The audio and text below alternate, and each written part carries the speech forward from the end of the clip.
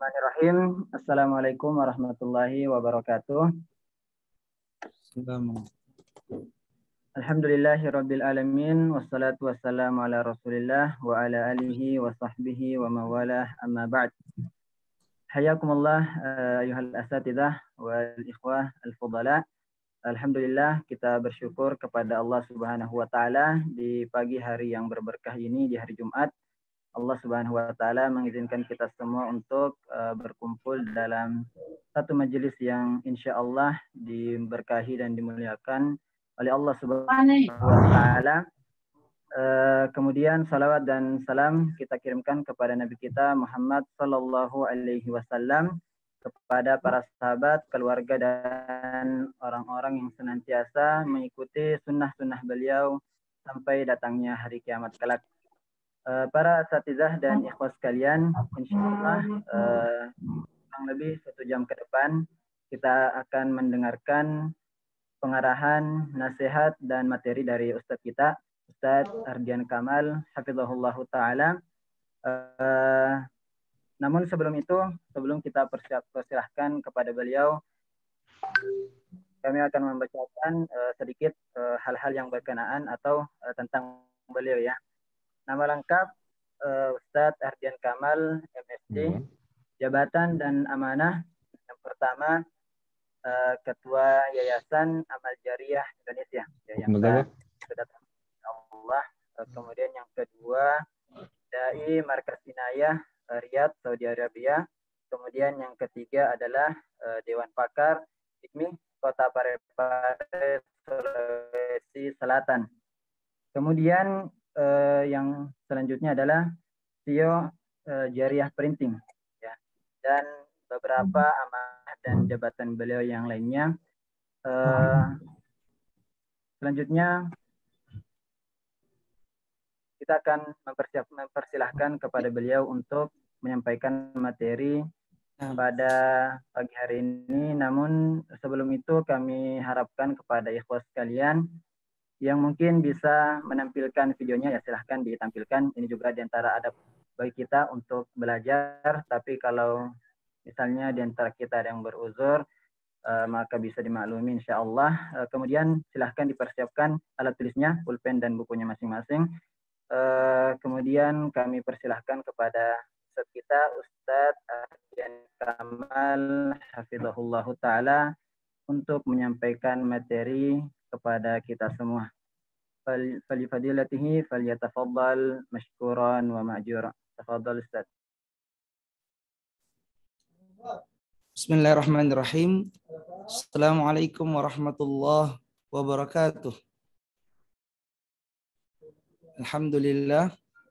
Alhamdulillahilladzi waffaqana lil a'mal jariyah. Wassalatu wassalamu wa barik ala khairil bariyah wa ala alihi wa ashabihi wa dzurriyyah. Para ikhwas sekalian yang dimuliakan Allah Subhanahu wa taala, para asatidzah yang hadir, kita bersyukur kepada Allah di waktu yang mulia ini, di penghujung bulan Sya'ban, kita dikumpulkan oleh Allah Subhanahu wa taala dalam sebuah kegiatan yang sangat penting, sangat mulia, dan mudah-mudahan ini adalah bagian dari ya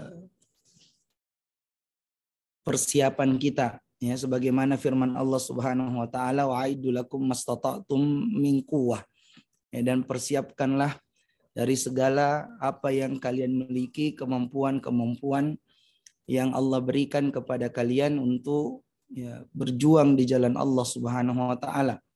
Maka sebenarnya kondisi saya kurang memungkinkan, ya, kurang memungkinkan atau tidak terlalu pas keadaannya untuk menyampaikan materi ini dari sisi kondisi sekarang, ya, karena saya lagi berada di tempat antum, ya. Mungkin ada peserta di sini sama saya lagi di Madinah, alhamdulillah, baru sampai beberapa hari yang lalu. Dan tapi karena materi ini adalah materi yang sangat besar manfaatnya, maka kami insya Allah mengupayakan apa yang bisa kami sampaikan pada kesempatan ini. Para ikhwas sekalian yang dimuliakan Allah Subhanahu wa taala, sebelum mungkin kita masuk pada materi, saya berharap para ikhwah persiapkan ya catatan baik-baik ya, catatan dengan apa-apa yang penting, insya Allah kita bisa ambil manfaat dari pertemuan kita. Karena ini sifatnya online, tentu mungkin agak sulit untuk latihan, tapi insya Allah kita usahakan. Ya, kita usahakan. Kemudian yang penting juga sebagai pengantar bahwa ceramah itu para ikhwas sekalian dan ilqa secara umum, penyampaian itu memiliki sebuah seni yang disebut dalam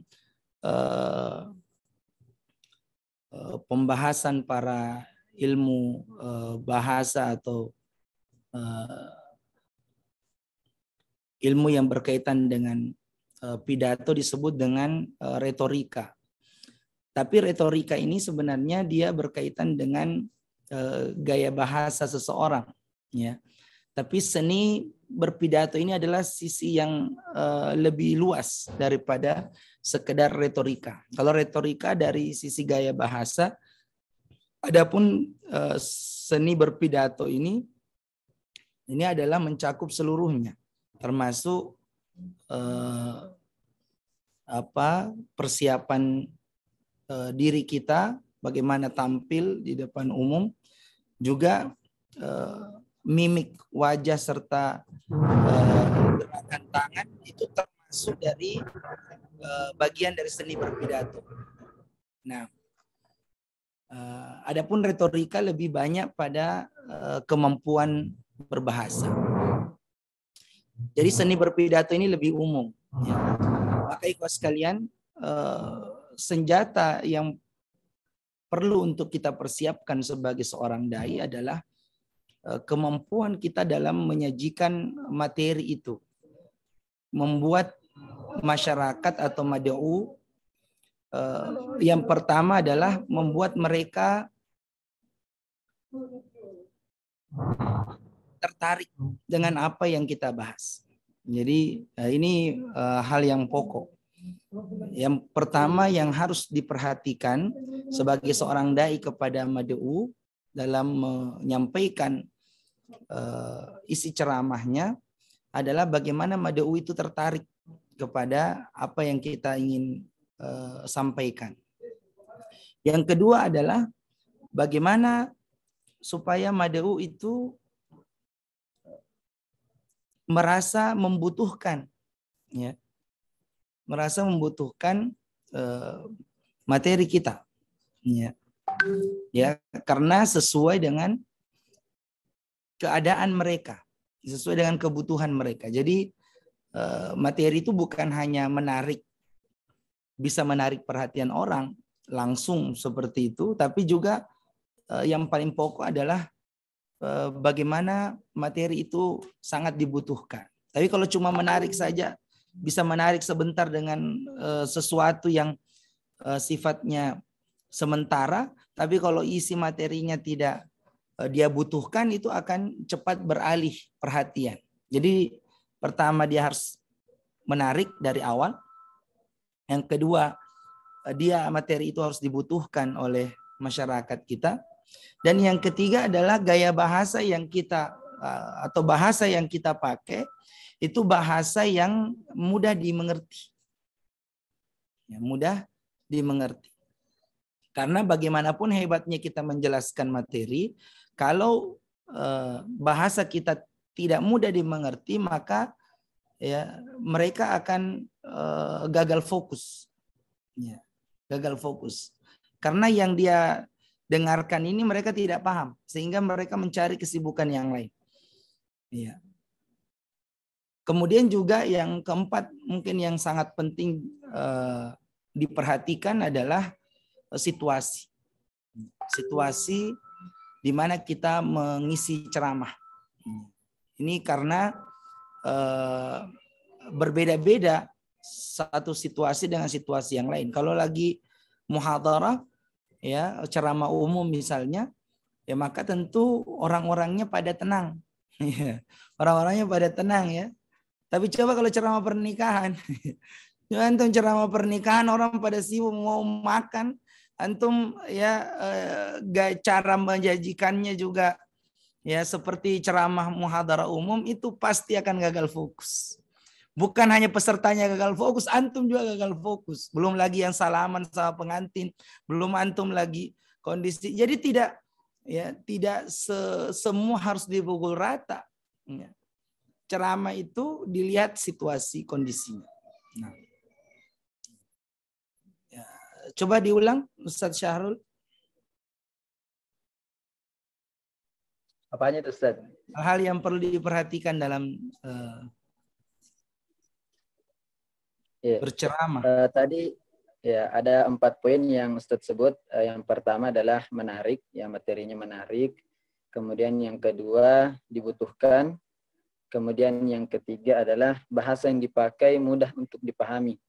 Kemudian yang keempat adalah situasi, ya di mana kita mengisi ceramah. Baik, harus disesuaikan dengan situasi di mana kita mengisi ceramah. Baik, tadi yang poin pertama itu bukan materinya menarik saja maksudnya ini ya, tapi bisa menarik perhatian. Bisa menarik perhatian di awal. Jadi kita membuat sebuah tampilan awal itu yang memang menarik. Ya. Jadi menarik itu awalnya.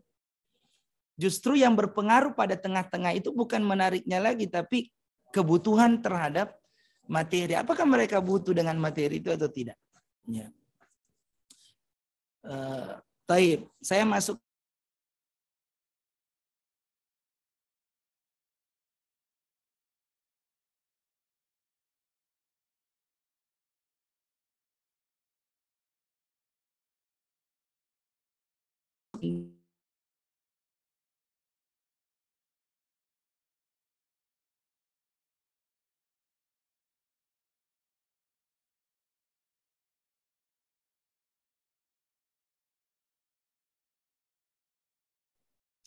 Taib, ceramah itu tidak membutuhkan bahasa yang terlalu tinggi ya. Tapi yang dibutuhkan adalah bahasa yang bisa dipahami. Makanya jangan heran ada orang yang penceramahnya itu ceramahnya itu biasa-biasa saja sebenarnya bahasanya. Tapi karena lugas, bahasanya jelas ya, mudah dipahami, bahkan kadang ada sedikit joke lucu di situ, tapi itu justru membuat masyarakat lebih mudah menerima dibandingkan dengan bahasa yang terlalu tinggi, banyak istilah-istilah yang mereka tidak pahami. Jadi sebagian dari dai kita memang ada masalah di sini. Masalahnya pada bahasa, ya, masalah pada bahasa. Jadi bahasa itu terlalu banyak istilah Arab atau istilah yang asing bagi jamaah, sehingga kadang tidak nyambung jamaah itu atas materi kita. Ya. Baik. Jadi ada 4 hal tadi ya saya sebutkan. Saya sekarang mau presentasi untuk materi ceramah berpengaruh. Kelihatan ya? Nah, Ustaz, kelihatan. Baik. Nah, bagaimana menjadikan ceramah berkesan dan berpengaruh? Jadi ceramah itu adalah bukan sekedar mengisi waktu, ya. Itu yang harus dipahami. Jadi berceramah bukan mengisi waktu sampai habis, ya. Tapi bagaimana ceramah kita itu bisa memberi kesan dan bisa memberi pengaruh, ya. Itu tujuan. Jangan berceramah sekedar hanya yang penting mengisi, ya. Oh nanti ya, insya Allah saya yang ngisi. Saya ngisi maksudnya mengisi waktu saja, ya. Orang tidak butuh dengan ceramahnya. Yang kedua, orang tidak tertarik dengan ceramahnya. Dan apa yang dijelaskan pun tidak memberikan pengaruh karena bahasanya yang terlalu tinggi misalnya. Atau mungkin situasi yang membuat ceramahnya jadi tidak menarik atau tidak berpengaruh. Jadi ceramah itu memiliki tujuan. Nah, sekarang coba kita perhatikan di sini. Ya. Apa yang dimaksud ceramah? Ini setelah saya kumpul-kumpulkan berkaitan dengan ceramah, maka saya masuk pada kesimpulan bahwa ceramah itu adalah sebuah cara penyampaian informasi. Jadi ceramah itu adalah cara menyampaikan informasi. Karena menyampaikan informasi banyak cara ya. Ada diskusi, ada metode diskusi, ada metode game, permainan. Ya. Ceramah ini adalah salah satu cara penyampaian informasi, ide, pemahaman ya di hadapan khalayak ya atau orang banyak untuk mempengaruhi mereka. Jadi tujuan ceramah ini ada upaya mempengaruhi orang. Ya. Sehingga mengikuti apa yang kita sampaikan. Kan begitu. Kita ceramah ini supaya orang ikut kan apa yang kita sampaikan. Atau menyetujui. Kalau kita menyampaikan satu amalan, orang supaya ikut. Ya, atau menyetujui. Menyetujui itu kalau misalnya berkaitan ide, gagasan, atau misalnya berkaitan dengan pemahaman, keyakinan, ya akidah Ahlussunnah wal Jamaah, ya tentang bagaimana memahami nama Allah misalnya, atau bagaimana kita memahami tentang sifat Allah. Jadi supaya orang setuju dengan apa yang kita sampaikan. Itu tujuan dari ceramah. Atau memahami apa yang disampaikan. Jadi kita misalnya mau menjelaskan tentang puasa. Apa tujuannya kita menyampaikan tentang puasa, hukum-hukum puasa?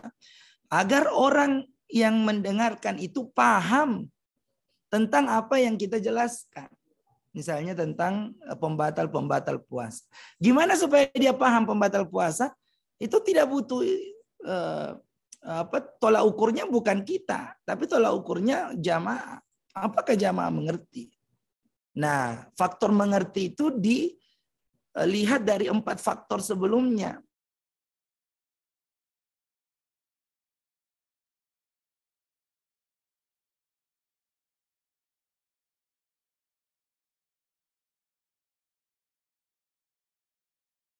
Tidak bisa paham ya. Membuat fokus menarik. Yang kedua, apakah materi yang kita bahas ini dia butuhkan? Membahas hal-hal yang sifatnya dibutuhkan. Saya kasih contoh ya. Kasih contoh.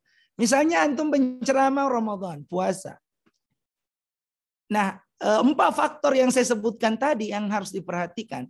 Itu kalau antum ceramah dengan menyampaikan materi yang mereka tidak butuhkan, itu akan membuat mereka jadi tidak semangat dan tidak fokus. Ya, bahkan dalam Ramadan itu ada yang disebut dengan ustadz ya kutiba. Ya, jadi ustadz kutiba. Karena setiap dia ceramah kutiba alaikumusiyam. Nah ini jamaah ini dari awal Ramadan sampai pertengahan Ramadan itu sudah kutiba. Makanya kalau pas antum datang naik lagi mulai ya ayyuhalladzina amanu kutiba, itu sudah menghancurkan konsentrasi jamaah. Jadi cara memulai itu perlu dipelajari para ikhwah sekalian. Nggak bisa antum meskipun antum akan bahas tentang puasa, tapi tidak perlulah antum memulai dengan ya ayyuhalladzina amanu kutiba alaikumusiyam. Karena kata itu sudah merusak konsentrasi hampir semua jamaah. Karena dia akan mengatakan begini. Pada saat antum mulai ya ayyuhalladzina amanu kutiba alaikumusiyam, mereka langsung mengatakan itu tonji yang kemarin. Oh itu tonji yang yang sebelum-sebelumnya. Jadi mereka sudah tidak fokus. Jadi memulai sesuatu itu meskipun pembahasannya puasa tidak harus menyebutkan ayat kutiba alaikumusiyam. Nanti bisa di tengah-tengah atau di akhir-akhir. Ya begitu. Karena itu sudah mengganggu fokus. Ya. Membuat kayaknya tidak menarik. Ya. Jadi satu tidak menarik karena sudah mulai dari kutiba karena sudah 10 hari kutiba terus. Yang kedua tidak dibutuhkan karena antum menjelaskan sesuatu yang berulang-ulang. Misalnya apa itu puasa, tentang yang membatalkan puasa. Padahal ustadz-ustadz sebelumnya sudah jelaskan. Dan itu bisa kita prediksi. Apalagi kalau kita sudah ceramah di malam kedua, malam ketiga misalnya. Terutama malam ketiga. Itu bisa diprediksi bahwa pembahasan itu sudah selesai. Jadi antum harus membahas sesuatu yang dibutuhkan. Misalnya tentang bagaimana meraih puasa yang sempurna pahalanya. Atau bagaimana berpuasa seluruh tubuh kita berpuasa misalnya. Atau sesuatu yang kira-kira dia belum dapat itu pembahasan itu. Misalnya tentang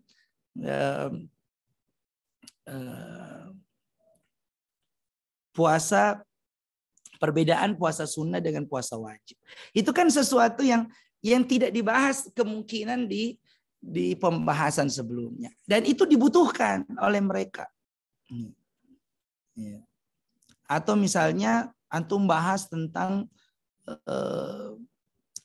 bagaimana niat dalam puasa itu. Lebih spesifik lebih bagus. Lebih spesifik lebih bagus. Gak perlu antum bahas terlalu umum. Lebih spesifik misalnya tentang niat. Bagaimana perbedaan ulama tentang niat. Bagaimana niat itu berperan terhadap amalan. Jadi fokus ke niat sampai tuntas seluruh cabang-cabang niat itu. Ya, itu jauh lebih menarik dan jauh lebih dibutuhkan daripada antum menjelaskan sesuatu yang sifatnya umum-umum saja, ya, general-general saja, ya begitu. Apalagi kalau sesuatu yang jarang dibahas, misalnya tentang bagaimana keadaan orang yang rajin puasa di akhirat. Itu judulnya. Itu bisa lebih seru itu, ya, bisa lebih seru memberikan pemahaman. Termasuk ya hal yang dibutuhkan oleh orang adalah meyakini tentang keadaan orang-orang ahli puasa nanti hari kiamat. Jarang kan dibahas itu. Jadi jarang membahas, contoh pembahasan yang jarang dibahas adalah bagaimana keadaan orang yang rajin puasa nanti di hari kiamat. Nah, ini kan jarang dibahas. Dan ini memperkuat tujuan kita sebenarnya ceramah. Supaya jamaah ini taat berpuasa kan misalnya. Itu sebenarnya bisa dengan materi ini. Materi yang jarang dibahas, yaitu keadaan halu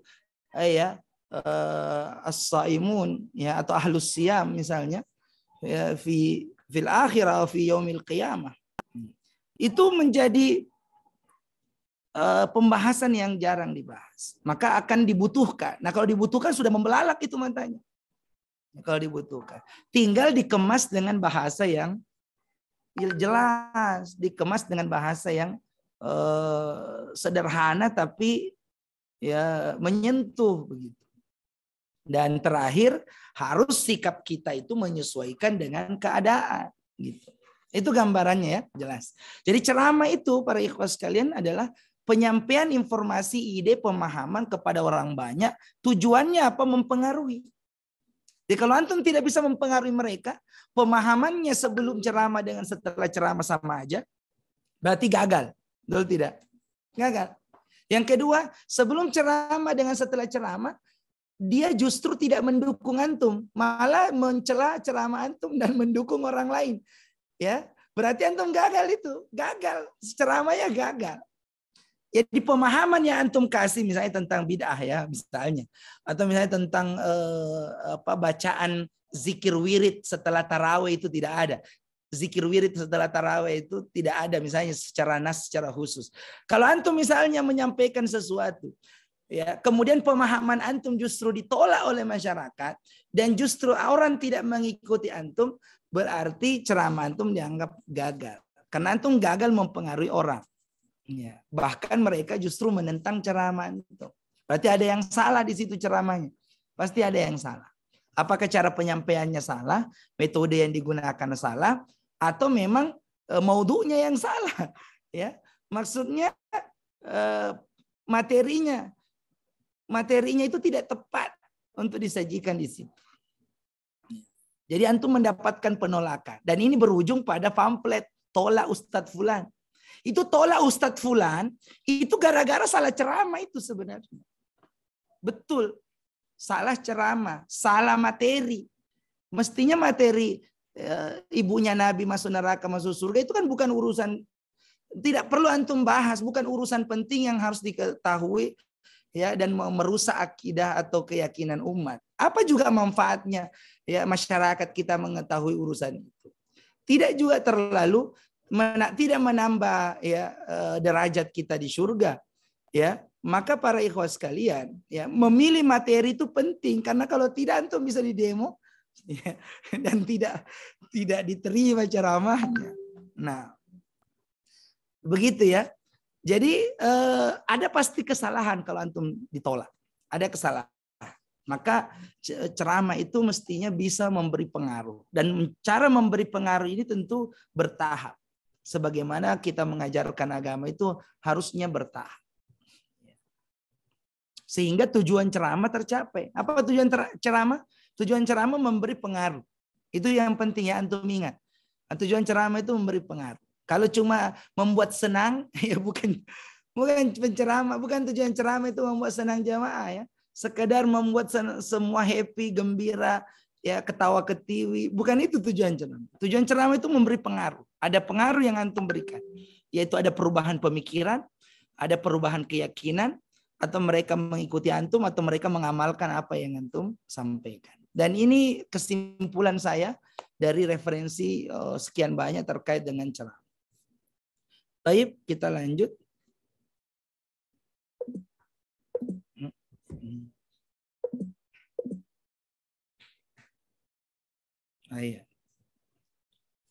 Kenapa kita harus ceramah?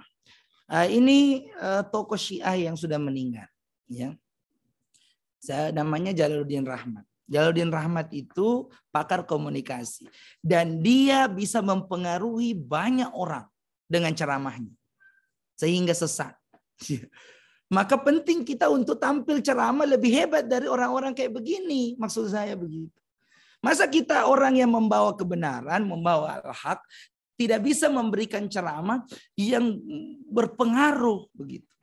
Ceramah kita ini hanya dinikmati oleh tulabul ilm misalnya. Itu berat. Kalau hanya tulabul ilm saja yang membutuhkan ceramah kita atau yang bisa bersabar.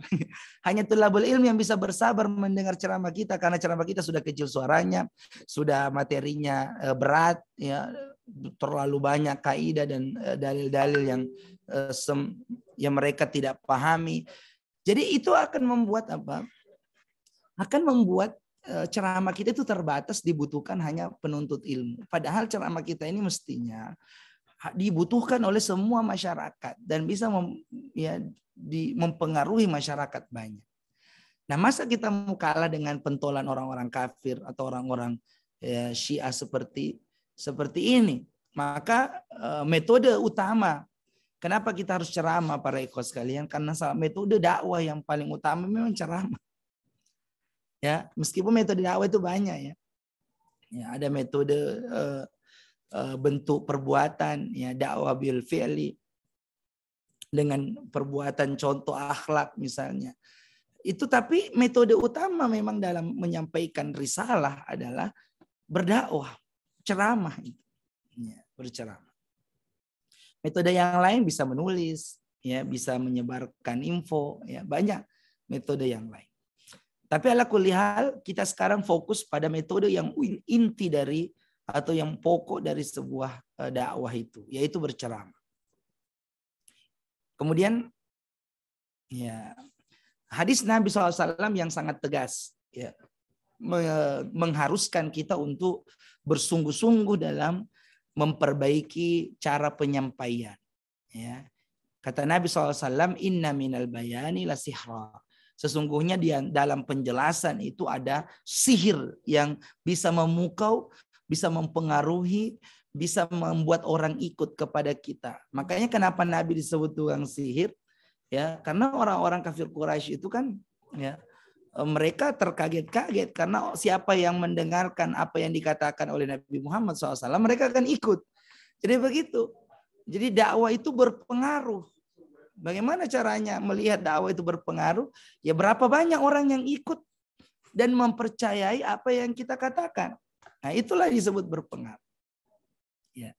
Dan ini jelas kita harus belajar dengan sungguh-sungguh untuk bisa tampil berceramah atau menyajikan materi sesuai dengan kebutuhan umat ini. Nah, kemudian berikutnya firman Allah Subhanahu wa taala wa anzalna ilaika dzikra litubayyana lin-nasi ma nuzzila ilaihim. Dan kami turunkan kepadamu wahai Muhammad Al-Qur'an.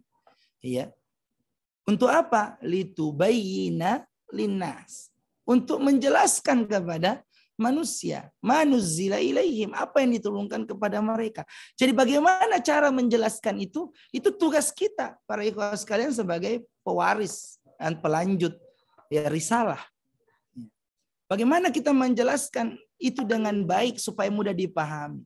Ayat Quran ini adalah materi pokok dalam dakwah. Saya mau sampaikan sama antum, ayat Quran itu adalah materi pokok dalam dakwah. Antum tidak usah terlalu sibuk mencari judul materi dari luar. Tapi materi Quran ini adalah materi pokok yang harus kita jelaskan. Contoh misalnya materi yang sangat bagus untuk dijelaskan seperti materi yang biasa dibawakan oleh Syekh Shalih Al-Maghamisi.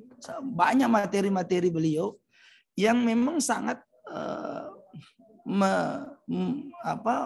dibutuhkan oleh khalayak umum dan mendalam dari sisi penjelasan terhadap ayat-ayat Allah misalnya.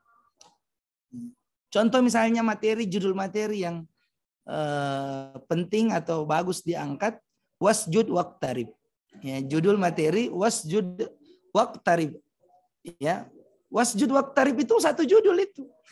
Jadi kalau sepotong saja itu sudah satu judul.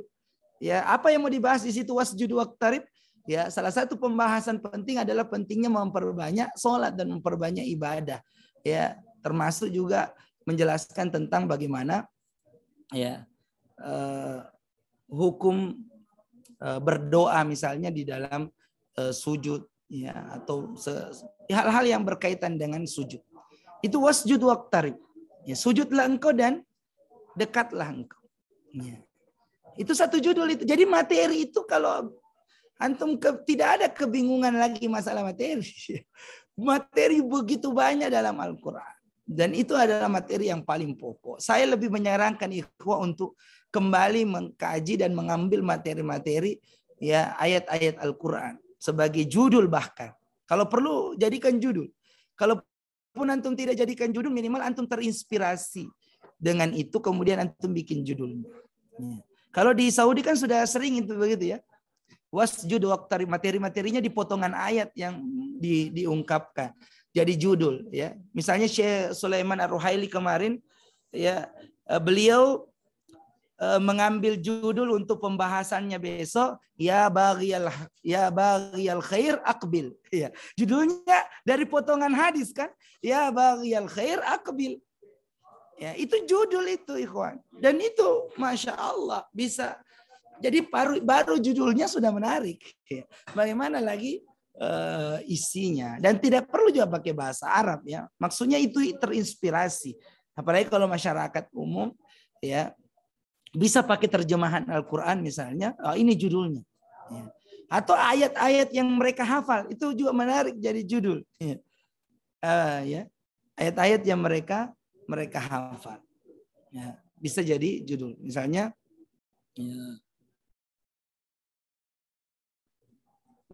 innal insana lafi khusr. Sesungguhnya manusia itu berada dalam kerugian. Itu satu judul. Atau judul yang lain thumma radadnahu asfala safilin. Kemudian kami lemparkan mereka ke tempat yang serendah-rendahnya. Itu judul. Dan banyak judul-judul yang lain yang menarik. Jadi kalau ceramah singkat yang antum kultum 7 menit, 10 menit, bagusnya yang kayak begini antum angkat. Yang kira-kira bisa mendekatkan mereka kepada Quran dan juga memahamkan mereka terhadap Al-Quran itu. Jadi kalau antum kultum kemana-mana, ini akan membuat jadi jamaah tidak fokus mendengarkan ceramah antum. Tapi kalau antum kultum fokus pada satu ayat atau potongan ayat, maka insya Allah mereka akan merasa ini sangat penting yang disampaikan. Ya, karena dia akan baca setiap hari, dia akan ulangi setiap hari. Next, saya lanjut. Sekarang masuk bagian pelatihan kita ya. Bagaimana ceramah yang sukses dan berpengaruh itu? Ya. Bagaimana ceramah yang sukses dan berpengaruh? Yang pertama adalah dalam berceramah itu terdiri atas 5 bagian. Ceramah itu terdiri dari 5 bagian. Yang pertama adalah pendahuluan yang disebut dengan istihlal. Istihlal ini pendahuluan. Pendahuluan inilah yang disebut muqaddimah, ceramah. Muqaddimah ceramah, puji-pujian dan sholawat. Ini istihlal. Yang kedua bagian awal. Bagian awal ini adalah pengantar ceramah. Ya, silakan dicatat baik-baik. Bagian awal ini pengantar ceramah. Bagaimana orang itu bisa kita antarkan dari keadaan yang mereka hadapi pada materi ceramah yang akan kita bahas. Jadi bagaimana mengantar mereka dari keadaan yang mereka hadapi atau kondisi yang mereka hadapi pada materi yang akan kita bahas. Itu yang disebut dengan bagian awal ceramah atau pengantar. Jadi pendahuluan dengan pengantar itu beda. Dalam ceramah beda. Yang ketiga adalah isi. Isi itu adalah berkaitan dengan apa yang ingin kita ajarkan kepada mereka. Itu isi. Apa yang ingin kita ajarkan kepada mereka. Ya, berupa materi yang kita sampaikan. Apa hukum-hukum atau misalnya keyakinan, ya, pemahaman tentang kehidupan, apa saja yang kita ajarkan.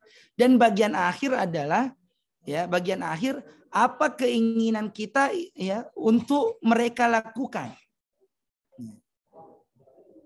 Apa yang keinginan kita untuk mereka lakukan. Apa yang keinginan kita untuk mereka lakukan. Ya, misalnya kita ceramah tentang sholat. Apa keinginan kita untuk mereka lakukan, ikhwas sekalian?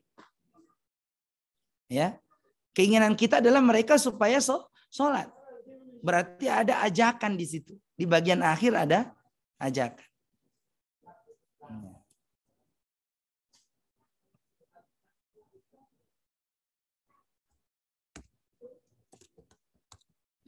Jadi berupa ajakan. Dan yang terakhir adalah penutup. Penutup itu kalimat yang menjadi kesimpulan. Sebuah kalimat yang kira-kira bisa menjadi kesimpulan atau kalimat yang bisa memberikan makna yang mewakili pembahasan waktu itu, materi itu. Atau misalnya penutup ini bisa berupa doa. Bisa berupa doa kebaikan untuk kita dan para jamaah agar bisa melaksanakan apa yang kita sampaikan. Saya ulang, penutup itu bisa berupa kesimpulan, poin-poin. Penutup itu bisa berupa kalimat, satu kalimat, ayat atau hadis yang bisa mewakili atau bisa merangkum pembahasan waktu itu. Dan yang ketiga juga penutup itu bisa berupa doa yang kita mendoakan diri kita dan semua jamaah agar bisa melaksanakan apa yang kita sampaikan. Ini jelas saya kira ya. Sekarang saya komentari berkaitan dengan istihlal.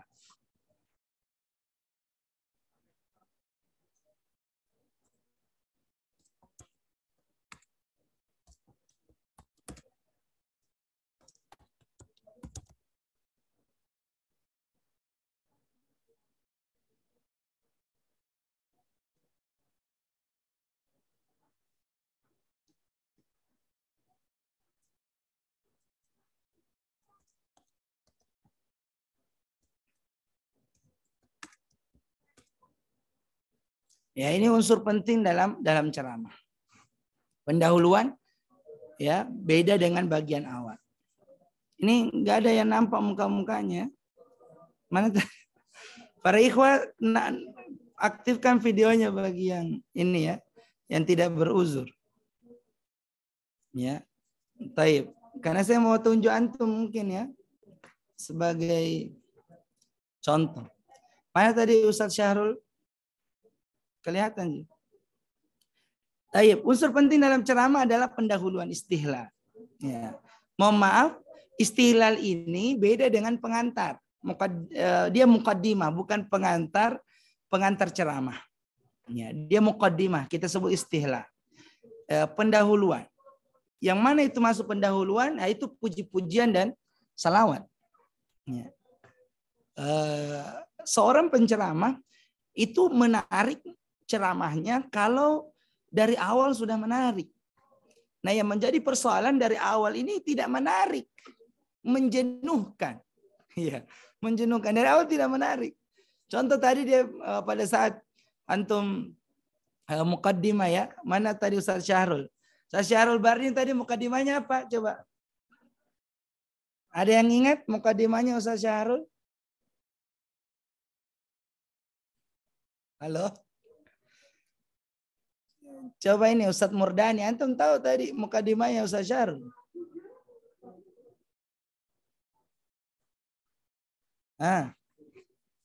Ustaz Yosi, ini enggak kelihatan mukanya karena saya mungkin jaringannya atau gimana ini.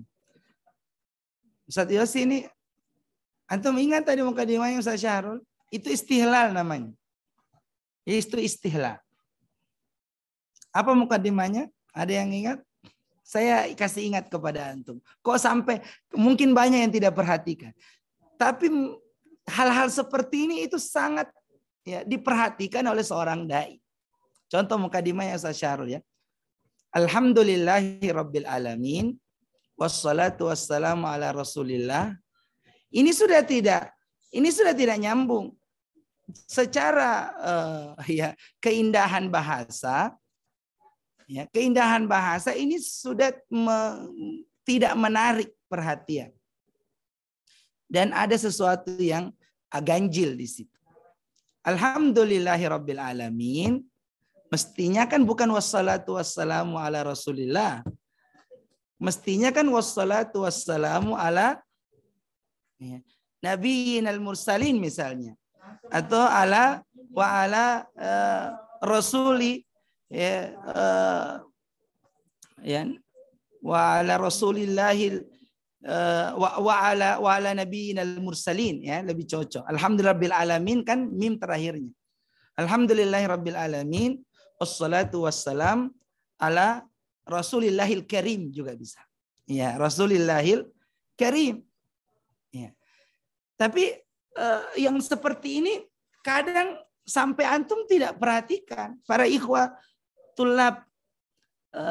tulabul ilm ini kadang tidak memperhatikan. Tapi coba antum dengarkan para masyayikh itu. Mereka itu sangat perhatian terhadap muqaddimah. Bahkan kadang-kadang muqaddimahnya itu begitu sangat menarik. Sehingga kita baru dengar muqaddimah masyayikh saya sudah luar biasa semangat kita ya. Ya. Coba tadi Ustaz Syahrul kalau pada saat membaca atau menyampaikan alhamdulillahirabbil alamin wassalatu wassalamu ala rasulillah, itu ada sesuatu yang kurang indah di situ. Coba kalau diganti dengan alhamdulillahirabbil alamin wassalatu wassalamu ala rasulihil karim misalnya. Itu kan lebih indah ya. Ya. Atau ala nabiyil mursalin ya. Ya. Atau yang akhirannya mirip atau sama dengan awalan itu ya, atau apa yang kita sampaikan. Nah, ini banyak muqaddimah, tinggal dihafal aja dan dimaksimalkan. Ya, misalnya alhamdulillahi wahdah. Pakai hak terakhirnya kan? Ya, matinya hak. Alhamdulillahi wahdah.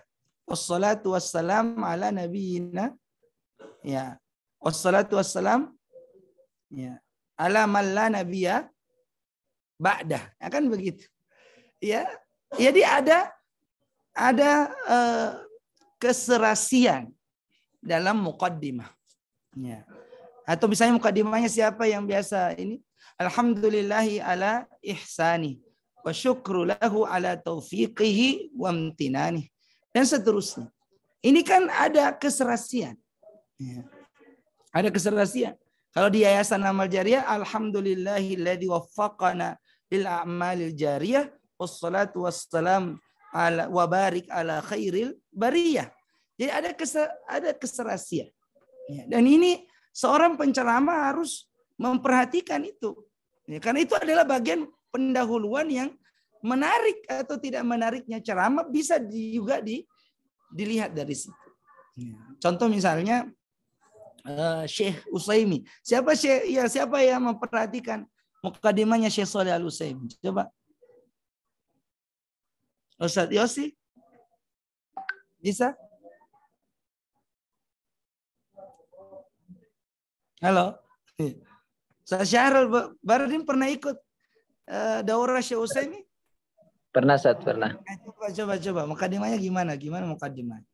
Anak kalau lupa Ustaz cuma biasa yang beliau pakai alhamdulillahilladzi ja'ala ad-dina maratib wa darajat wa ja'ala lil ilmi wa ja'ala bil ilmi usulan wa muhimmat. Itu mirip itu. Coba alhamdulillahilladzi ja'ala ad-dina maratib wa darajat wa ja'ala bil ilmi usulan wa muhimmat. Dan intinya apa? Ada keserasian para ikhwas sekalian. Nah ini adalah bagian pertama ceramah itu. Itu bagian pertama. Dan yang kedua dalam istihlal itu tidak boleh terlalu lama. Tidak boleh terlalu lama. Disesuaikan juga dengan kondisinya. Antum ceramah misalnya kultum. Baru antum mukadimahnya innal hamdalillah. Nahmaduhu wa nasta'inuhu wa nastaghfiruh. Wa na'udzubillahi min syururi anfusina. Itu antum sudah habis 10 menit kurang ya untuk memukaddimah saja. Padahal isi ceramah antum tidak lebih panjang daripada mukaddimah itu. Jadi disesuaikan. Jadi kalau saya menyarankan semua ikhwah dan tulis sekiranya kita offline pasti atau saya kasih tugas saja. Kasih tugas antum siapkan 2 mukaddimah. 1 mukaddimah panjang, 1 mukaddimah ringkas untuk kultum. Ya, mukaddimah untuk kultum misalnya alhamdulillah ya wassalatu wassalam ala rasulillah. Selesai. Bahkan antum pernah dengar enggak mukaddimahnya Syekh Shalih Al Munajjid waktu kalau kultum di video-videonya itu. Syekh Shalih Al Munajjid. Apa mukaddimahnya? Bismillah alhamdulillah. Ya, mukadimahnya bismillah alhamdulillah aja. Ya. Karena kita ini kultum. Coba antum lihat videonya beliau yang kultum-kultum 1 menit itu. Bagaimana antum mau kultum 1 menit? Sedangkan mukadimah sudah 1/2 menit. Nah ini menjadi masalah. Ya. Jadi harus disesuaikan. Kalau khutbah Jumat bolehlah ya. Khutbah Jumat berikan mukadimah yang betul-betul menarik perhatian. Ya, baru di awal sudah menarik ya. Alhamdulillahilladzi ya atau alhamdulillahi rabbil alamin wa bihi nasta'in ala umuri dunya waddin ya. Asyhadu an la ilaha illallah ya wa asyhadu anna Muhammadan abduhu wa rasuluhu ya. Apa? Wa asyhadu anna Muhammadan abduhu tidak cocok ya. Alhamdulillahirabbil alamin wassalatu wassalamu ala ya rasulillahil ya mubin misalnya. Amin. Ya, al-amin, rasulillahil amin betul ya. Jadi intinya harus dipikirkan itu dari awal. Apa yang kita mau sampaikan, jangan asal-asal aja antum sampaikan ya. Yang pertama itu, jadi tolong buat 2 mukaddimah ya. Buat mukaddimah pendek ya. Misalnya kultum itu mukaddimahnya pendek aja. Alhamdulillah wassalatu wassalam ala rasulillah. Wa ba'd. Langsung mulai. Ya, karena kultum. Kalau antum mukaddimah terlalu panjang di kultum, orang sudah gagal fokus ya. Sudah terlalu lama antum mukaddimah, mereka sudah lain-lain yang dia lihat. Pas masuk ceramah mereka sudah tidak perhatikan. Jadi dipercepat. Ya, kalau mukadimah ceramah muhadarah, silahkan pilih yang terbaik. Yang kedua, ya karena waktu. Yang kedua ikhwas sekalian adalah bagian awal. Bagian awal itu pengantar. Apa itu pengantar? Oh ya, masih ada, mohon maaf, masih ada. Bagian pendahuluan. Bagian pendahuluan ini saya perlu sampaikan sama ikhwah. Jangan lagi antum terjemahkan itu, ya pendahuluannya. Antum kan sudah bilang begini, ya. Antum sudah bilang begini. Alhamdulillah wassalatu wassalam ala Rasulillah. Segala puji bagi Allah, ya, yang telah memberikan kepada kita kesehatan, kesempatan untuk tidak perlu lagi antum terjemahkan. Karena itu sudah diketahui secara umum. Kecuali kalau antum mau bahas tentang syukur nikmat. Ya. Kalau antum mau bahas tentang syukur nikmat boleh. Ini tidak. Kadang-kadang seorang ikhwah penceramah itu membahas 3 materi sekaligus. Dia bahas pertama syukur nikmat. Kemudian dia bahas pentingnya salawat. Baru bahas tentang materinya. Jadi antum ceramah itu 3 materi antum bahas. Antum ceramah tentang syukur nikmat. Baru antum bahas tentang pentingnya salawat. Baru antum bahas tentang materi antum. Padahal antum waktunya singkat dan cukup fokus pada satu materi saja. Jadi antum misalnya menyebutkan alhamdulillah wassalatu wassalam ala Rasulillah. Langsung masuk materi. Dan tidak perlu antum sebutkan lagi segala puji bagi Allah yang telah ini dan itu. Akhirnya apa? Habis waktu antum. Ya. Begitu juga khutbah Jumat. Khutbah Jumat hindari, cukuplah innal hamdalillah itu dan tidak perlu lagi antum mengungkapkan kembali dalam bahasa Indonesia. Itu sangat tidak direkomendasikan. Kecuali kalau antum membahas masalah syukur nikmat atau ada materi antum yang berkaitan dengan syukur. Jadi antum mestinya memberikan penjelasan segala puji bagi Allah yang telah memberikan nikmat ini dan nikmat itu kepada kita. Ya, jadi dalam pendahuluan jangan menerjemahkan mukaddimah. Tidak usah. Berikutnya yang kedua bagian awal. Bagian awal ini pengantar dari keadaan mad'u kepada isi ceramah kita. Itu antum harus buatkan jembatan pengantar. Gimana jembatan pengantarnya? Bagian awal. Ya. Dan bagian awal inilah yang membuat menarik selain mukaddimah. Mukaddimah itu kan relatif ya. Orang tertarik atau tidak tertarik dengan gaya bahasa kita itu relatif. Tapi yang bagian awal ini menentukan apakah orang itu tertarik dengan ceramah kita atau tidak. Nah, bagaimana memulai ceramah? Disinilah nomor 2 ini. Bagaimana memulai ceramah? Memulai ceramah itu ikhwah sekalian, mulailah dengan sesuatu yang ya sangat dekat ya dengan mad'u. Sangat dekat dengan mad'u. Contoh ya, mulai misalnya dengan kejadian-kejadian yang mereka alami. Kejadian-kejadian yang mereka alami. Contoh ya saya sebutkan. Misalnya lagi musim hujan. Lagi musim hujan. Antum kan mengatakan alhamdulillah wassalatu wassalam ala Rasulillah. Wa ba'd. Bapak Ibu sekalian, ya, di musim hujan ini atau saat kita diguyur hujan atau saat kita menghadapi musim hujan, itu jelas langsung menarik perhatian. Wah, karena yang dibahas ini adalah apa yang kita hadapi hari-hari, yaitu musim hujan. Jadi pembahasannya atau misalnya langsung antum mulai dengan mengatakan wa ba'd, Bapak Ibu sekalian, hujan yang lebat ini. Misalnya lagi hujan di luar ini ya. Itu bisa langsung mengomentari, namanya cara membuka ceramah itu dengan mengomentari keadaan yang sementara dihadapi oleh jamaah. Ya. Bisa juga begini. Kalau tidak ada situasi hujan, kita langsung bilang berkumpulnya kita hari ini. Duduk-duduknya. Itu cara membuat mereka itu masuk pada ruangan ceramah kita. Maksudnya dalam ruang, kalau bahasa quantum learningnya, masuk dalam konser kita. Jadi masuk dalam ruangan pembicaraan kita. Karena sudah ya, mereka merasakan bahwa yang dibahas ini adalah bagian dari mereka. Gitu. Ya. Jelas ya, jadi bisa membahas keadaan.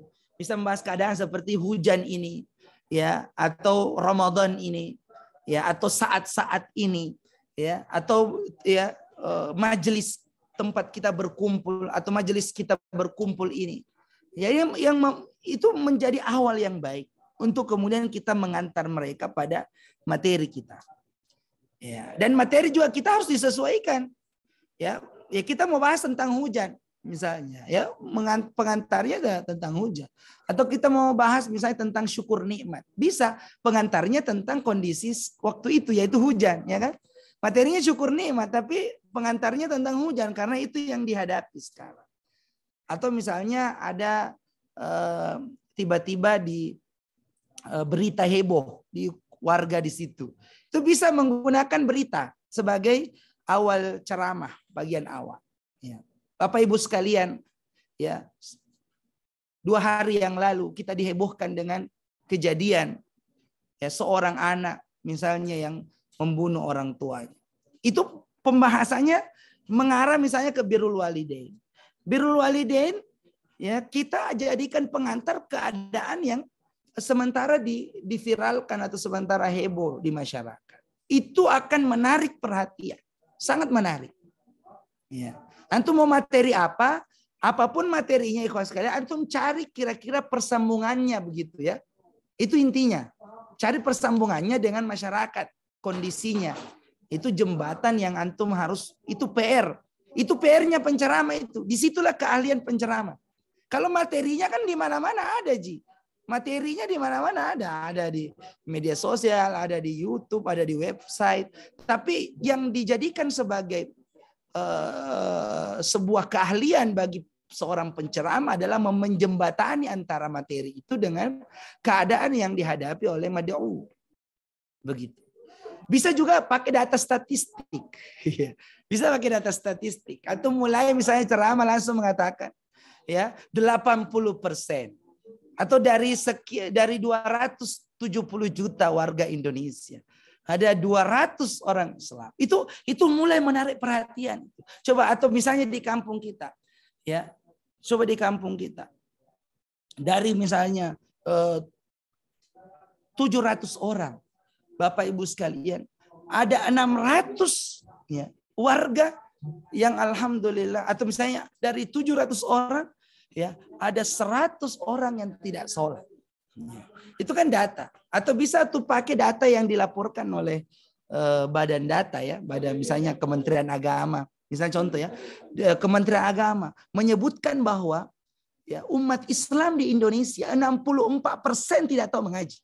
Ya, ini kan data Kementerian Agama, antum bisa manfaatkan untuk menjelaskan tentang apa? Ya, antum menjelaskan tentang pentingnya belajar Quran, kan? Antum bisa mengatakan 64%. Jadi mulai ceramah itu, Bapak Ibu sekalian, alhamdulillah wassalatu wassalamu ala rasulillah wa ba'd. 64% warga, langsung 64% antum sebut. Jadi langsung menarik perhatian itu.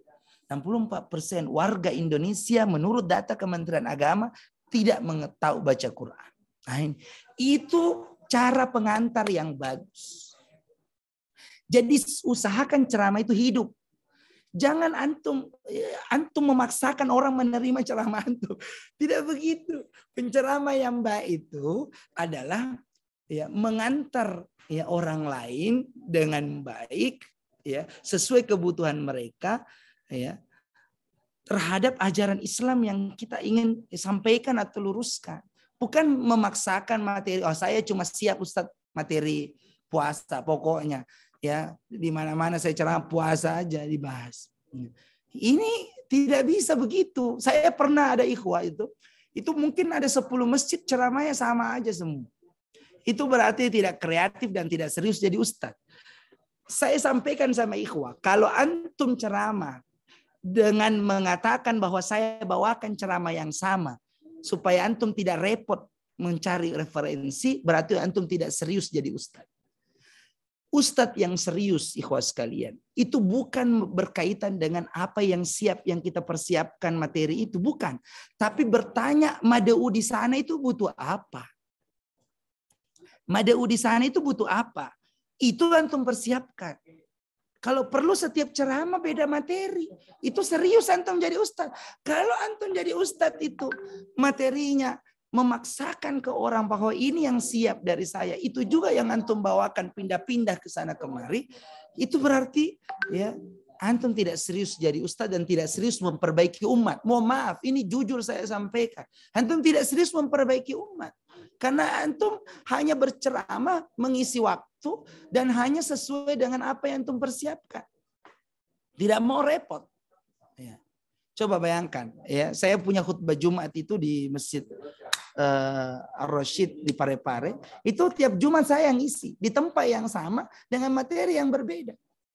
Ya, dan disesuaikan dengan apa yang dihadapi oleh masyarakat di waktu itu. Jadi tidak bisa kita ya meskipun misalnya pindah masjid, meskipun pindah ke masjid yang lain, ya, dan orang lain belum pernah mendengar ceramah antum, tapi situasinya itu di sana berbeda dengan situasi jamaah sebelumnya. Makanya ceramah yang kita sampaikan harus berbeda. Misalnya di masyarakat situ orang banyak berjudi. Masa ceramah antum yang sampaikan di tempat yang satu itu tentang apa misalnya tentang zakat.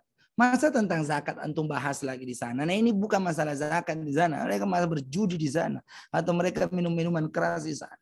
Mestinya kan yang kita perbaiki misalnya sholatnya, ya kan? Minimal pembahasan sholat. Jangan antum pembahasan zakat di sana. Tidak cocok. Disesuaikan.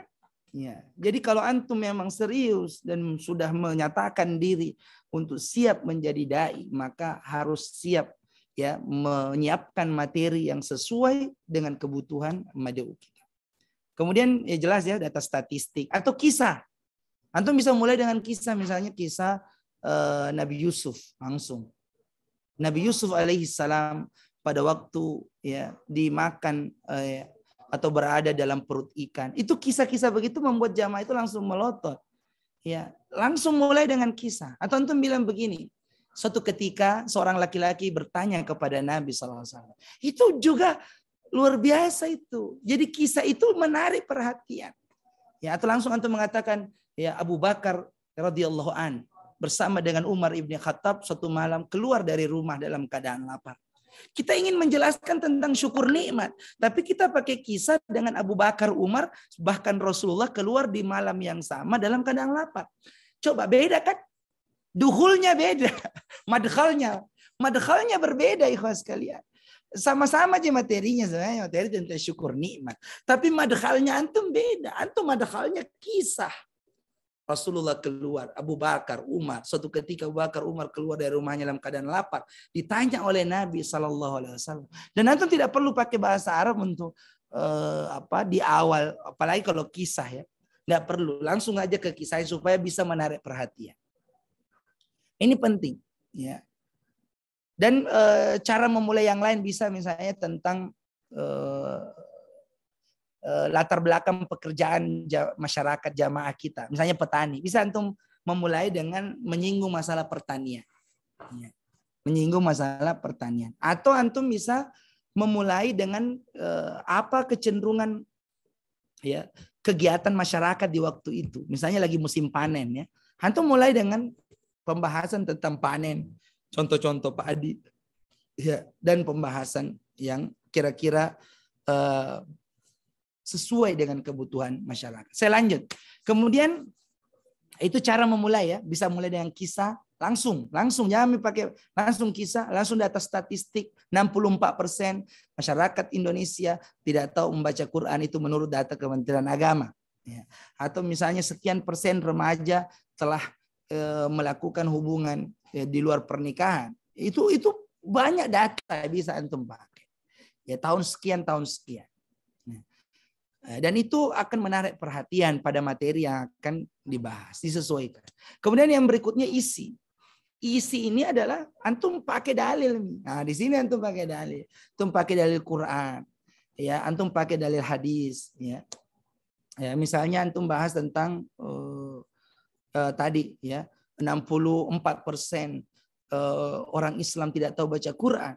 Ya, padahal Nabi SAW telah menyebutkan tentang keutamaan ya atau menyebutkan tentang kewajiban membaca Al-Quran atau belajar menuntut ilmu, ya.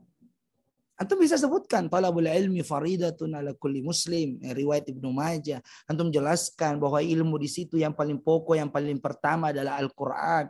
Antum juga sampaikan bagaimana ya keutamaan membaca Quran dan begitu banyak pahala, atau bagaimana sholat itu ya tidak sah kalau orang ya tidak benar ya baca Qur'annya. Menurut pendapat mazhab Syafi'i misalnya, pada saat membaca surah Al-Fatihah tidak benar. Itu di situlah diantum ungkapkan dah. Semakin banyak akwal ya. Semakin banyak Quran, hadis, ayat, hadis, perkataan sahabat, dan yang bisa antum sampaikan pada materi isi itu semakin menarik. Semakin menarik. Ya. Jadi ayat yang berkaitan dengan itu, hadis yang berkaitan dengan itu, perkataan sahabat yang menafsirkan ayat itu, ya, kemudian perbuatan sahabat yang mendukung hadis itu, ini atau para ulama perbuatannya yang mendukung hadis itu, ini semua akan menjadi referensi yang sangat bagus. Ya. Termasuk kalau ada penelitian yang berkaitan dengan materi itu, sampaikan. Termasuk kalau ada kisah lagi tambahan, kan antum mulai misalnya dengan kisah. Kalau ada kisah lagi tambahan yang mendukung, sampaikan lagi kisah di tengah. Itu akan semakin menarik. Ya, tapi jangan begini. Jangan seperti baca teks. Maksudnya jangan seperti Al-Quran, ya, hadis. Maksudnya adalah kayaknya tidak nyambung begitu. Maksudnya antum seperti membaca. Tidak nyambung itu antara ayat yang antum sebut dengan hadis yang antum sebut setelahnya. Ya, jadi ayat yang antum sebut itu mestinya dikasih komentar dulu oleh para ahli tafsir. Misalnya Imam Ibnu Katsir mengatakan dalam tafsirnya, itu untuk menjelaskan ayat yang antum baca. Setelah itu apa dalil yang hadis yang berkaitan dengan itu baru antum sebutkan. Jangan langsung lompat. Jangan langsung Al-Quran, langsung kemudian hadis misalnya. Tapi masyarakat bingung ini hubungan antara Quran dengan hadisnya ini apa. Maka biasanya untuk memudahkan hubungan, menjelaskan hubungan Quran dengan hadis itu apa, bisa menggunakan perkataan para ahli tafsir. Jelas ya. Kemudian setelah hadis yang antum sebutkan, bagusnya antum sebutkan kisah sahabat yang menunjukkan tentang ya amalan yang mendukung. Atau baru antum sebutkan penelitian ilmiah. Baru bisa lagi kembali ke ayat lagi. Ya. Kemudian bagian keempat adalah bagian akhir. Setelah antum sampaikan tadi dalil-dalil, bukti-bukti baik penelitian, kisah ya yang mendukung perbuatan ulama yang kemudian mendukung itu, ya, atau kisah antara ulama dengan ulama yang mendukung itu, barulah antum sebutkan bagian akhir apa yang kita inginkan dari mereka. Maka para jamaah sekalian, nah ini bagian akhir ini. Ya. Maka para jamaah sekalian, mari kita menjadikan Ramadan ini sebagai waktu terbaik untuk belajar Al-Quran. Yakinkan dan tanamkan dalam diri kita bahwa sebelum Ramadan berakhir, kita sudah bisa membaca Al-Quran. Maka programkanlah setiap selesai subuh, Bapak Ibu belajar Al-Quran. Atau setiap setelah maghrib datang ke Ustadz belajar Quran. Itu penting sebagai seorang dai, itu jangan mengambang ceramah saja tidak jelas ini ujung pangkalnya apa. Apa yang antum inginkan dari jamaah itu antum sebutkan di bagian akhir. Misalnya tadi antum jelaskan tentang pentingnya belajar Quran ya.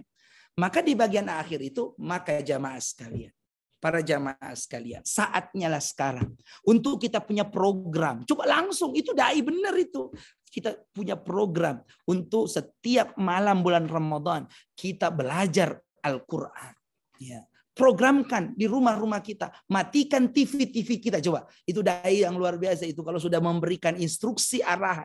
Matikan TV-TV kita kalau sudah maghrib itu. Untuk bisa fokus. Ya, untuk bisa fokus apa?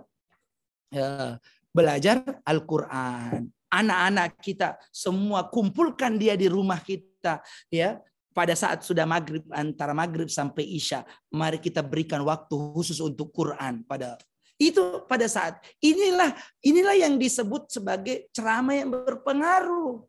Bagaimana kalau ceramah? Ya jamaah sekalian, pentingnya belajar Quran. Ya sudah sampai situ, demikianlah ceramah saya.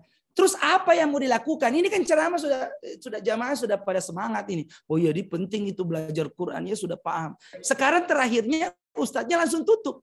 Terus jamaahnya bertanya, apa ini yang kita mau kerjakan Ustadz? Itu pertanyaan itu harus dijawab oleh dai. Maka dai tidak boleh menutup ceramahnya sebelum dia berikan instruksi. Antum itu pemimpin, dai itu pemimpin, ulama itu pemimpin. Harus kasih instruksi. Contoh instruksinya ya, saat ini juga jamaah sekalian. Mulai Ramadan ini juga kita berikan waktu khusus untuk Quran antara maghrib sampai isya. Tutup ya, matikan TV kita antara maghrib sampai isya. Jangan langsung kita bilang hancurkan TV. Nah, itu nanti kita diprotes. Jadi cukup antara maghrib isya saja. Kan namanya kita ini berdakwah itu kan bertahap. Tidak juga harus dibuang langsung televisinya. Maghrib sampai isya tutup. Ya. Jangan langsung kita bilang, itu acara televisi semua hancur, itu begini. Jangan dulu, itu kan orang ini masih baru. Fokus dulu, minimal dia matikan TV-nya. Ya. Atau misalnya Bapak Ibu, antum misalnya lagi jelaskan tentang pentingnya sholat. Minimal antum bilang kalau mau sholat Bapak Ibu, matikan dulu TV. Jangan sholat antar iklan. Ada itu orang sholat antar iklan, nanti matikan TV-nya. Ya Pak, nanti kalau iklan, sinetron baru dia sholat. Dan dia sholat depan TV lagi. Ini yang kasus-kasus begini bagus disebutkan, diisi. Isi ceramah menarik ini. Jadi antum itu jangan juga, ini ya penting. Sebagian masalah atau kekurangan penceramah dari alumni Timur Tengah itu tidak bisa kasih contoh. Selalu dia bahas itu mengawang-awang Al-Quran, hadis, ya perkataan ulama, perkataan ahli tafsir, atau misalnya sahabat. Tidak ada contohnya dalam masyarakat kita. Sehingga itu masyarakat itu bingung bagaimana ini menerapkannya. Jadi antum kasih contoh misalnya. Contoh orang-orang yang lalai dalam sholatnya, misalnya contoh. Ya, nanti sholat akhir-akhir waktu. Ya, banyak urusannya, misalnya dia masak dulu, dia ini kasih contoh kan. Ya nanti tunda dulu deh, urus dulu ini, pergi pengantin dulu, nanti akhir-akhir baru mau sholat. Atau misalnya dia sholat ya pas iklan. Itu akan menarik. Kita tidak ada tujuan membuat ketawa orang. Tapi kan memang caranya untuk memperjelas itu harus jelas contohnya. Contoh misalnya orang-orang yang lalai dalam sholat. Masa dia pergi menonton. Dia nonton sinetron. Pas mau sholat, ya dia sholat itu pas iklan. Nanti setelah iklan, baru dia pergi sholat. Nah itu pun sholatnya depan TV. Dan dia percepat selama iklan itu berlangsung. Jadi ya, kalau sudah mulai sinetron kembali lagi. Itu memang agak lucu. Meskipun antum jelaskan dengan bahasa Bugis atau bahasa daerah atau bahasa Jawa atau bahasa apapun. Itu akan menarik. Kenapa? Karena dia langsung bersentuhan dengan keadaan kehidupan pribadi. Jadi kekurangan penceramah Timur Tengah secara umum adalah tidak real condition, tidak ya kondisinya tidak nyata langsung yang dihadapi oleh jamaah. Ya, jadi tidak ada contoh konkret gitu ya. Contohnya semua zaman dahulu. Ya. Tidak ada zaman sekarang. Kasih contoh zaman sekarang. Kasih contoh zaman sekarang. Itulah tugas kita. Nanti setelah itu baru antum kasih bagian akhir. Bagian akhirnya apa? Semua penceramah ya yang berpengaruh itu bagian akhirnya mengajak. Maka para jamaah sekalian, saat ini juga mari kita benahi jadwal kita. Buat jadwal khusus untuk Al-Quran. Antara maghrib dan isya. Atau misalnya antara subuh sampai terbit matahari. Ayo kita buatkan waktu khusus. Dan tidak ada lagi yang ganggu di waktu itu. Matikan TV di waktu itu. Itu arahan. Itu penceramah. Jangan langsung tutup. Belum antum kasih arahan, antum tutup. Jadi ini kesimpulannya. Jangan tutup ceramah sebelum antum ada arahan sama jemaah. Apa ini yang mau dilakukan? Antum sudah kasih keutamaan baca Quran, keutamaan belajar Quran, ya. Khairukum man ta'allama al-Qur'ana wa 'allama. Semangat orang sudah mau belajar Quran. Tapi antum tidak kasih arahan. Jangan langsung tutup. Kasih arahan bahwa sebentar ya atau setiap hari maghrib sampai isya khusus untuk Al-Quran. Tutup, matikan TV. Itu arahan. Ya. Atau misalnya tentang sholat, ya mulai hari ini bangunkan anak-anak kita sholat subuh. Coba, itu arahan. Bangunkan anak-anak kita sholat subuh. Mulai hari ini. Mulai hari ini bayangkan ada lagi waktunya, ada deadline-nya. Itulah penceramah yang berpengaruh itu. Langsung memberi instruksi karena sudah memberikan pengantar. Nah, terakhir penutup. Ada juga kekurangan para ikhwah itu tidak bisa tertutup ceramahnya. Putar-putar, tidak ada habisnya. Ya, tidak bisa menutup, dan keterampilan menutup itu adalah sebuah keterampilan tersendiri dalam ilmu ceramah atau ilmu ilqa. Bagaimana menutup ceramah atau menutup penyampaian itu? Cara menutup penyampaian langsung kasih kesimpulan.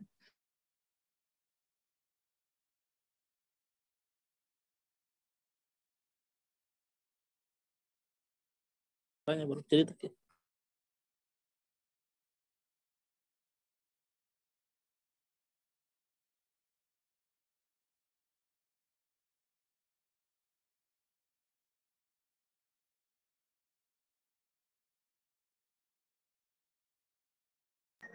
Jaringan Ustaz bermasalah ya?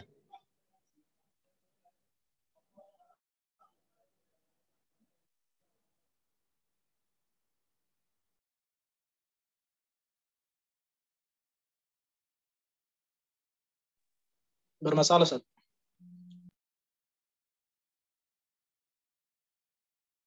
Oh iya. Sepertinya jaringannya Ustaz yang bermasalah. Nah, putus.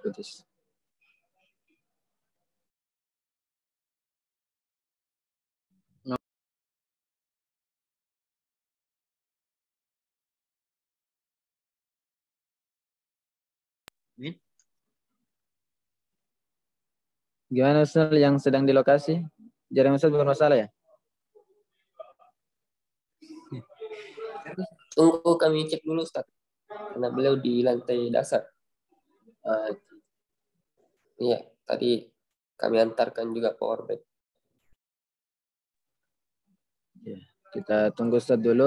Sekaligus kami sampaikan insyaallah jam 10.25 paling lambat kita cukupkan. Jadi kalau nanti masih ada waktu insyaallah untuk bertanya, maka mungkin 1 atau 2 pertanyaan saja, atau 1 mungkin cukup ya.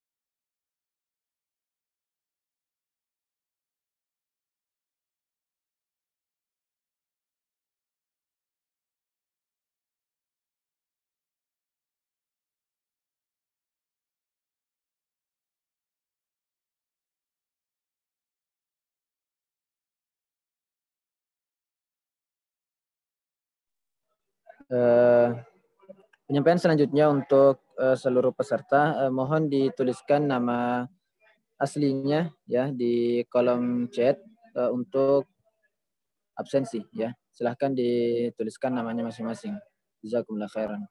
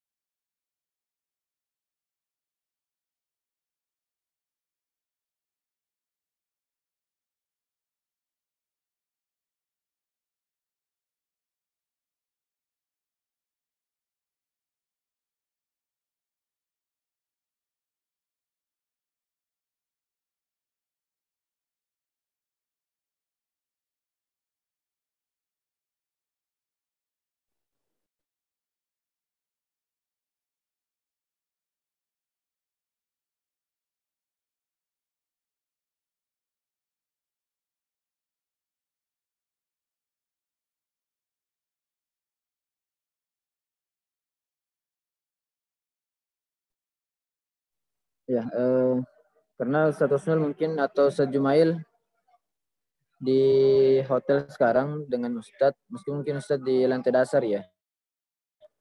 Kalau bisa ada yang ini yang bisa cek. Masih di baru mau tunggu Ustaz, panggil dulu Ustaz. Kita bisa Oh, ini Ustaz sudah ada. Yang ini saja. Materinya kelihatan. Iya. Kau kasih ke sini lagi.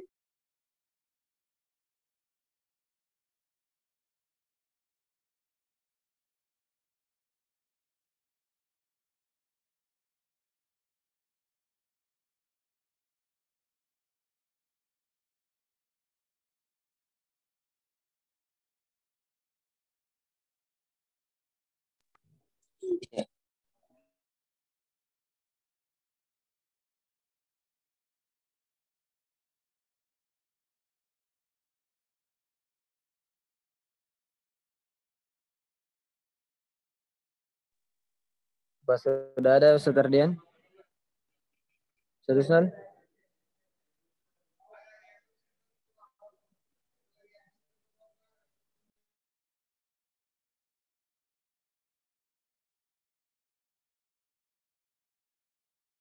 Oh ya, sudah. Baik, bismillah, saya pindah tempat dulu ya. Tadi ada masalah jaringan. Nah, alhamdulillah wassalatu wassalamu ala Rasulillah ba'd. Tadi saya lanjutkan presentasinya.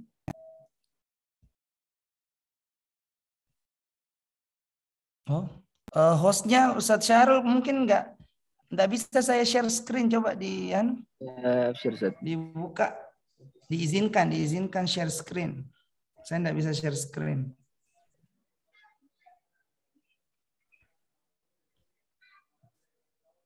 Ya mungkin Ustaz minta tolong Ustaz satu sama. Ustaz Darul Idam. Satu sama ya. Tapi saya lanjut saja sambil diizinkan share screen. Ustaz Rusli silahkan Ustaz Rusli yang hostnya. Silakan diizinkan Ustaz Ardian. Baik, saya lanjut. Jadi berkaitan dengan bagian akhir ceramah itu harus mengajak dan memberi instruksi kepada jamaah. Apa yang kita inginkan dari ceramah itu? Misalnya kita ingin semua belajar Quran. Berarti harus ada instruksi belajar Quran. Kapan dan bagaimana mereka supaya bisa pintar ya membaca Al-Quran. Kemudian misalnya yang kita inginkan mereka sholat, maka bagaimana instruksinya supaya mereka memperhatikan sholat ya, dan seterusnya. Kemudian penutup. Bagian penutup ini penting ya. Cara untuk menutup adalah bisa dengan poin-poin kesimpulan. Ya, maka dari itu jamaah sekalian, ya, yang harus kita perhatikan adalah pertama, 2, 3, 4. Bisa begitu. Atau misalnya kita sampaikan olehnya itu, ya, kita hendaknya memperhatikan 1, 2, 3, 4. Dan apa saja yang bisa kita ringkas, jadikan poin-poin, itu lebih bagus, lebih mudah. Kemudian yang kedua, cara menutup adalah dengan menutup satu kalimat. Apakah perkataan Imam Malik, berkata Imam Malik, misalnya kita bahas tentang Asmaul Husna ya, tentang sifat, kita mengatakan berkata Imam Malik ya, al istiwa ma'lum wal imanu bihi wajibun ya, wa wal kaifiyatul majhul ya, majhulah ya. Kemudian su'alu anhu bid'ah. Itu kan perkataan yang bisa mewakili pembahasan gitu. Atau misalnya antum pakai hadis langsung ya. Maka Nabi SAW bersabda, antum ya, sampaikan misalnya tentang Quran ya, antum bisa sampaikan iqra'ul Quran fa innahu ya'ti yaumal qiyamah syafi'an li ashabi. Itu bisa jadi closing statement, penutup yang paling bagus, atau ayat langsung yang bisa mewakili ya. Biasa misalnya tentang Ya, kalau bahasanya tentang husnul khotimah ya, biasa ayat yang dipakai untuk menutup itu disesuaikan, ya ayat Tuhan nafsul mutmainnah irji'i ila rabbiki radiyatan mardiyah. Itu kan begitu sangat mengesankan penutupnya. Jadi penutup itu memang cari ayat pamungkas begitu, hadis-hadis yang kira-kira mewakili materi yang dibahas. Ya. Dan cukup satu itu aja, langsung tutup setelah itu. Langsung tutup. Ya. Subhanakallah bihamdik, atau langsung bilang barakallah. Kalau orang masih mau dengar, sudah berhenti, itu jauh lebih bagus daripada orang sudah bosan baru antum tak berhenti. Kalau masih mau baru antum berhenti, itu saya kadang khutbah Jumat kalau antum nonton, itu kadang khutbah Jumat itu orang masih mau tapi langsung sudah barakallahu li walakum. Itu sudah selesai. Ya. Sudah nggak usah lagi. Jadi mereka itu kayak ya, menantikan episode berikutnya begitu. Apalagi kalau ceramah bersambung, lebih seru lagi kalau ceramahnya bersambung. Di akhir penutup antum mengatakan insya Allah lanjutan kisah ini akan kita bahas pada pertemuan berikutnya. Atau antum bilang begini, bagaimana kelanjutan Nabi Yusuf? Apakah dia keluar dari perut ikan? Bagaimana misalnya Nabi Musa melewati Laut Merah, ya? Dan apa yang dilakukan oleh Fir'aun? Itu maksudnya antum sebutkan kira-kira clue-cluenya materi pertemuan berikutnya. Ini kalau ta'lim ya. Clue-cluenya materi pertemuan berikutnya, poin-poin kira-kira yang menarik, ya.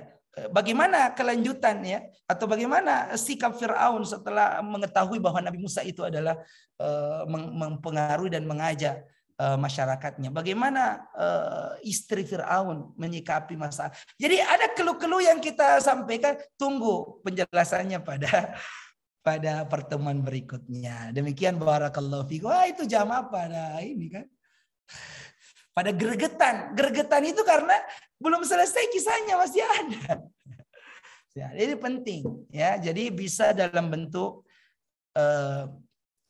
menyampaikan poin-poin penting yang tadi diwakili oleh ayat-ayat atau hadis-hadis, atau misalnya kita bentuk bersambung ya, kita sampaikan tadi clue-clue poin-poin yang akan diajarkan pada pertemuan berikutnya.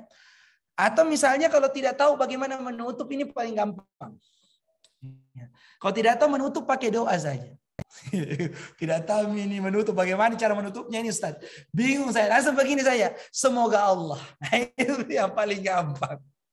Paling gampang antum, jauh antum pikir penuh, langsung saya semoga Allah. Semoga Allah Subhanahu wa taala membimbing kita ke jalan yang baik. Ya, semoga Allah mengistiqomahkan kita di jalan ya, kebaikan ini dan senantiasa mengikuti Nabi sallallahu alaihi wasallam. Subhanakallah bihamdika. Begitu, atau barakallahu li walakum. Apa saja, atau ya, langsung kalau setelah ceramah khutbah Jumat yang kedua kan langsung mengatakan innallaha malaikatahu yusalluna 'alan nabi. Jadi ditutup dengan apa tadi? Semoga Allah. Semoga Allah itu yang sesuai dengan materi. Misalnya kita bahas tentang Al-Quran tadi ya. Semoga Allah Subhanahu wa taala ya memberikan kemudahan bagi kita untuk mempelajari Al-Quran, dan insya Allah juga ya semoga Allah Subhanahu wa taala memberikan kemudahan kita untuk mengajarkannya. Demikian barakallahu li walakum. Begitu, jadi semoga Allah aja. Semoga Allah. Ini doa yang kata Syekh seorang pelatih ilqa muathir itu, inilah cara yang paling mudah ya dan paling gampang menutup. Pokoknya langsung semoga Allah ya. Semoga Allah ya memberkahi kita semua. Semoga Allah memberikan kita petunjuk ya. Dan doa-doa yang berkaitan dengan materi. Kemudian sudah bisa mungkin ya. Saya lanjut sedikit lagi. Itu berkaitan dengan pidatonya. Nah, sekarang bagaimana dengan kontak badannya ini, ada namanya body language. Itu dari sisi tadi pidatonya ya. Nah, sekarang bagaimana sisi kontak penceramah dengan mad'u. Penceramah dengan mad'u itu harus kontak dalam bentuk suara. Suara itu harus dalam posisi seolah-olah berbicara dengan mad'u. Jangan antum seperti pidato ya. Kan pidato beda dengan ceramah. Ya. Jangan antum seperti pidato, kayaknya orang di bawah itu pokoknya langsung terima saya sekaligus. Begitu tidak. Tapi suara antum itu menunjukkan bahwa antum lagi berdialog dan mengajak mereka berbicara. Contohnya misalnya Bapak Ibu sekalian, ya kita lihat anak-anak sekarang sudah tidak peduli dengan Al-Quran dan lebih sibuk dengan gadget misalnya. Betul ya Bapak Ibu? Betul Ustaz. Ya, itu. Jadi kalau nuansanya dia ceramah, ini kan juga disesuaikan. Kalau ceramahnya misalnya ceramah umum, itu nggak apa-apa antum tanya jamaah. Betul tidak Pak? Betul. Jadi ada suara itu ada kontak. Jadi namanya suara punya kontak dengan jamaah. Ya. Atau misalnya antum bertanya dan dia jawab.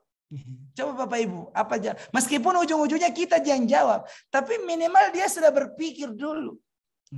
Dia berpikir dulu. Jadi jangan ceramah itu melulu pokoknya bagi info saja, nggak ada dari bawah. Ya. Apalagi kalau misalnya ceramahnya santai, itu lebih mudah lagi. Ya, ceramah santai itu bahkan bisa berdialog, betul tidak Bu? Ada contoh yang lain? Bisa tuh tanya contoh yang lain sama mereka. Karena mereka lebih paham tentang contoh ya kehidupan mereka sendiri. Nah itu jelas ya. Jadi jangan kaku. Dan ini kelemahan. Coba antum melihat itu ceramah Ustaz Abdul Somad ya. Terlepas dari segala macam ininya.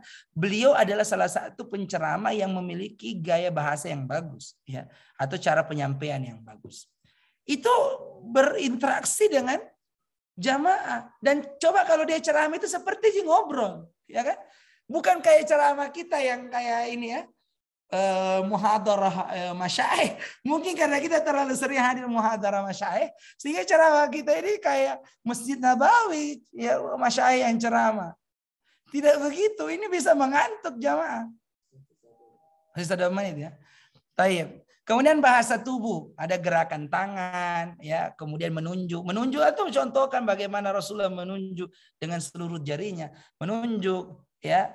Itu ditunjuk jamaah bagaimana, kemudian kontak mata kita itu melihat ya, tidak melotot juga tapi melihat jamaah, bukan tunduk sibuk dengan buku tapi memperhatikan. Dan jangan hanya satu arah kanan, sesekali pindah ke kiri, sekali ke belakang, beda itu ya, ke kanan, ke kiri, ke belakang ya, ke depan. Jadi itu ada pergerakan di wajah kita.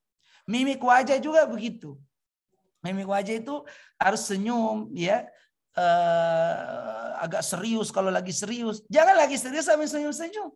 Pematerinya serius tentang hukuman bagi orang yang tidak puasa. Tapi kita sambil ketawa-ketawa. Jangan, kalau kita mau menjelaskan hukuman bagi orang yang tidak puasa tanpa uzur, itu agak-agak serius memang mukanya.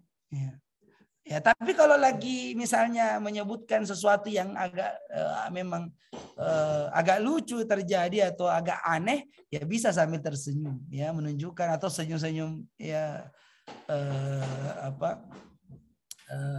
menyindir begitu ya, menyindir pembahasan. Kemudian berikutnya ada gerakan tangan. Ini gerakan tangan disesuaikan juga. Jangan juga asal bergerak. Ada juga ikhwas asal bergerak saya tangannya. Tidak. Jadi disesuaikan. Kalau antum bilang tidak itu begini, tidak. Jangan ya tidak tapi ya gaya tangannya begini kan tidak sesuai. Disesuaikan. Kalau antum misalnya mau menunjuk ya tunjuk ke sana. Atau antum misalnya bangkit kan begini lah, bangkit ya. Ayo mengajak. Ini kan ayo mengajak ini sudah disepakati. Isyarat tangan ini disepakati seluruh dunia kalau begini mengajak namanya. Ya. Begitu juga kalau misalnya antum mengatakan bahwa kondisi hati kita itu kan hati di sini, bukan kondisi hati. Kalau kondisi hati di sana kan salah, kondisi hati itu di sini. Ya, jadi kalau kita perhatikan itu begini, perhatikan semua orang tangannya. Jadi ini harus dilatih memang bergerak dan disesuaikan dengan apa yang kita sampaikan. Kemudian pandangan, kontak mata ini tadi saya sudah sebutkan ya. Lanjut. Sudah habis mungkin waktunya. Ya, persiapan psikologis, rileks. Nah, ini sedikit terakhir. Atasi rasa gugup dan menarik napas. Jadi sebenarnya persoalannya yang ceramah itu kadang-kadang tidak sesuai dengan apa yang direncanakan karena gugup. Jadi kalau antum sudah bagus persiapannya tadi, satu yang antum harus atasi. Apa itu? Ya, ketidakpercayaan diri. Nah, bagaimana caranya? Caranya adalah ya antum harus rileks. Bagaimana cara rileks itu? Tarik napas panjang-panjang. Ya, kemudian antum melepaskan. Insya Allah kalau sudah lewat 18 sampai 30 detik pertama hilang itu. Ya, itu jadi kegugupan itu di atas mimbar, itu kegugupan di atas mimbar. Jangan langsung mulai kalau ceramah. Tarik napas dulu. Atau buat gerakan misalnya tangan yang tadinya begini tangan tuh lepaskan coba. Ya, tadinya tangan antum yang mimbar kan begini ya. Coba lepaskan. Ya. Baru tarik napas. Itu 18 detik enggak lama, Ji. 18 jangan langsung antum ceramah. Antum ceramah langsung goyang itu main. Ya. Ya, jadi betul-betul ditangani di awal-awal saya. Setelah itu prasangka baik. Bahwa jangan antum menghayalkan hal-hal buruk. Nanti ya terbang konsepnya antum. Atau misalnya ya misalnya ada ustadz tiba-tiba datang di ceramah antum. Ya, nggak usah antum bayangkan hal-hal yang buruk. Antum fokus saja. Dan antum yakin bahwa apa yang antum bawakan ini kalimat yang benar. Yang antum harus ajarkan dan berpahala. Maka antum semangat. Karena Allah. Ya, karena Allah. Ini beda motivasinya ini. Kalau motivasinya orang biasa supaya percaya diri, anggaplah orang-orang di bawah itu orang-orang rendah semuanya. Ya, saya habis ya. Tapi saya kira begitu dari saya. Barakallahu fikum. Saya kembalikan kepada moderator. Masya Allah.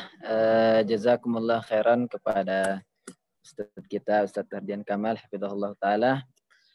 Materi yang sangat luar biasa, yang sebenarnya ini kalau offline ini luar biasa ininya ya. Energinya bisa lebih sampai kepada kita. Online saja sudah luar biasa, kita masih mau mendengarkan materinya, tapi ya qadarullah kita dibatasi oleh waktu.